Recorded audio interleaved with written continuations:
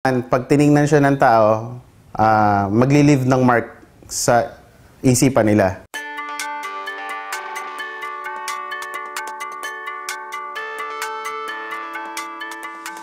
Una-una, syempre, practice. Okay, practice siya. Tapos, lahat ng pwede may shoot mo, lalo na kung minsan lang siya makikita na hindi mo na pwede maulit. Huwag kang mahihiyang sumali sa contest. Ang importante kasi huwag kang mag-expect.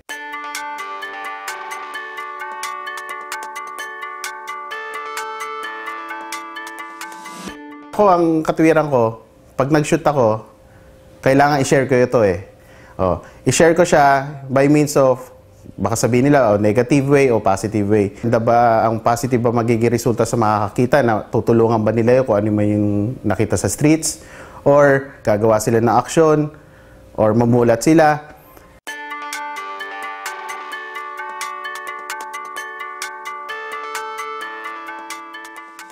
First ever entry photo na napanalunan ko sa photography is yung image ng isang bata na top view siya na pinapakita niya sa akin yung butas na tsinelas.